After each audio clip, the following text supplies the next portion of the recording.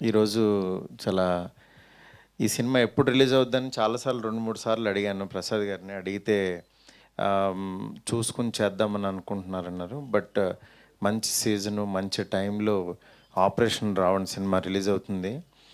ఈ cinema last ఒక 6 months back చూశాను సినిమాని ఇక్కడ ఇదే ప్రసాద్ ల్యాబ్లో.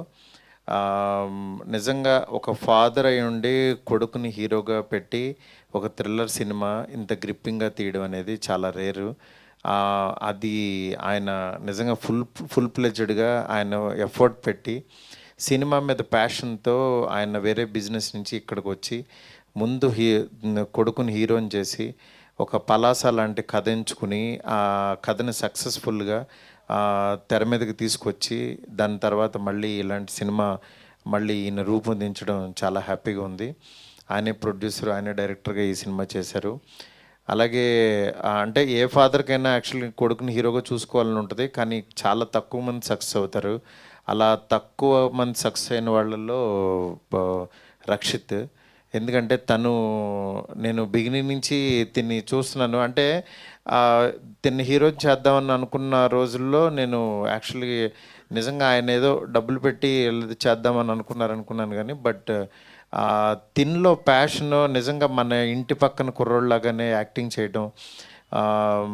అంటే లండన్ బాబులు అనే సినిమాతో యాక్చువల్గా చాలా సింపుల్గా చేసుకుంటూ వెళ్తూ బట్ తిన్లో క్యారెక్టర్ కనపడుతూ ఉండేది హీరో కంటే.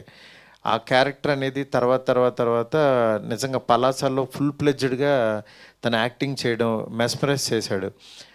దాని తర్వాత నేను రీసెంట్గా శశివదనే సాంగ్ కూడా చూస్తే చాలా బాగా అనిపించింది. డెఫినెట్గా రక్షిత్ నువ్వు ఒక మంచి హీరోతో, అందులో డౌటే లేదు. ఎందుకంటే ప్యాషన్తో పాటు ఆడియన్స్కి రీచ్ అవ్వడం అనేది ఒకటి ఉంటుంది.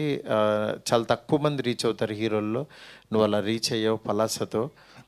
ఈ సినిమాతో నెక్స్ట్ లెవెల్కి వెళ్ళాలని మనస్ఫూర్తి కోరుకుంటున్నాను. అట్లాగే మా ప్రసాద్ గారు ఆయన లోపల ఉన్న ఆలోచనలు అది శత్రువో మిత్రుడో తర్వాత రిలీజ్ తర్వాత తెలుస్తుంది. ఎందుకంటే ఆయన చాలా ప్యాషన్గా రాసుకున్న కథ.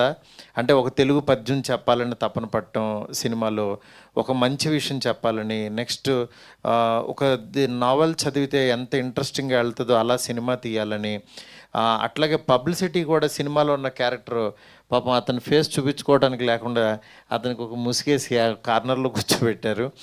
బట్ నిజంగా ఒక ఇంట్రెస్టింగ్ థింగ్. ఎందుకంటే తనకి కూడా అసలు ఎవరైతేనో చూడాలి చేయాలి అని ఒక చిన్న ఇంట్రెస్ట్ క్రియేట్ చేయడం అనేది అంత చిన్న విషయం కాదు. అలాంటి ఇంట్రెస్ట్ని కలుగజేస్తూ ఈ ప్రమోషన్ కూడా ముందుకు తీసుకెళ్తున్నారు. రేపు సినిమా రిలీజ్ అవుతుంది. తప్పకుండా ఈ సినిమా చూసి ఈ టీం అందరినీ ఆశీర్దిస్తారని చెప్పి మనస్ఫూర్తి కోరుకుంటున్నాను. అట్లాగే మన తిరువీరు కూడా ఇక్కడికి వచ్చాడు. తను నిజంగా చాలా గొప్ప ఆర్టిస్ట్. తిరువీరు కూడా పలాసాలో అంటే ఎంత న్యాచురల్గా యాక్ట్ చేశాడో తెలుసు. నేను ఇప్పుడే అన్నాను, ఒక డిఫరెంట్గా కనిపిస్తావు డార్లింగ్ నువ్వని. అలాగే తిరువీరుకి, ఈ టీం అందరికీ కూడా ఇక్కడికి వచ్చిన మా ఫ్రెండ్ స్వామి గారికి, అట్లాగే అనిల్ గారికి, అందరికీ కూడా చాలా థ్యాంక్స్.